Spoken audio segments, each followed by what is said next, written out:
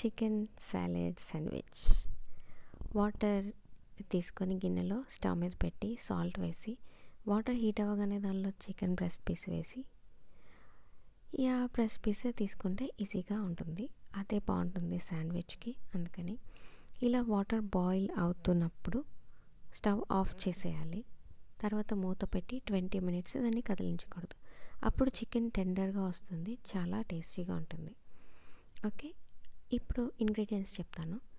Mayonnaise, onion powder, garlic powder, pepper, salt,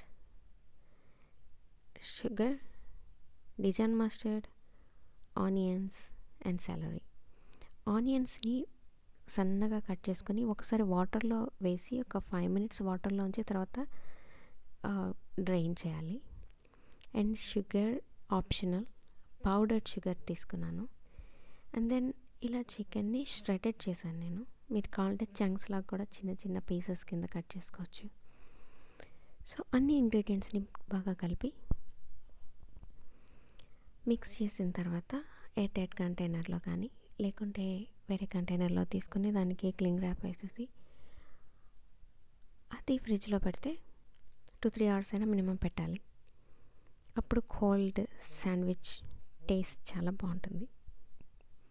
లేదంటే night మీరు పడుకునే ముందు ఇది చేసేసుకొని అది ఫ్రిడ్జ్లో పెట్టి పడుకుంటే మార్నింగ్ లేవగానే బ్రేక్ఫాస్ట్కి రెడీగా ఉంటుంది. హ్యాపీగా మార్నింగ్ చికెన్ సాలెడ్ శాండ్విచ్ తీసుకొని తినచ్చు. ఓకే, ఇంకా వీడియో చాలా లాంగ్ అయిపోయినట్టుంది. బట్ స్టిల్ ఇట్స్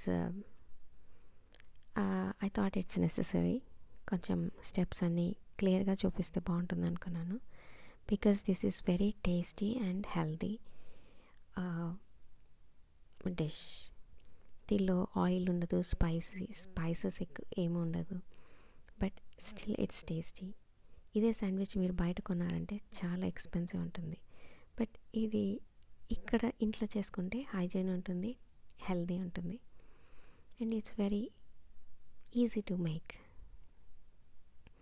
అండ్ ఒకసారి మీరు ఇది సాలెడ్ చేసుకొని 2-3 days కూడా ఎయిర్ టైట్ కంటైనర్లో పెట్టి ఉంచవచ్చు.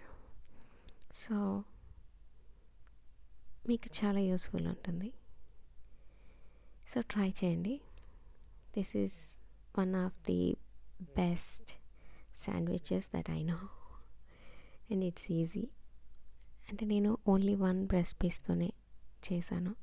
But you can make more. Okay, and I'll post such videos. ఎందుకంటే ఇలాంటివి పిల్లలకైనా పెద్దవాళ్ళకైనా వెరీ హెల్దీ స్నాక్గా కూడా పనికొస్తుంది, బ్రేక్ఫాస్ట్కి పనికొస్తుంది. So yeah, that's the sandwich. Bye.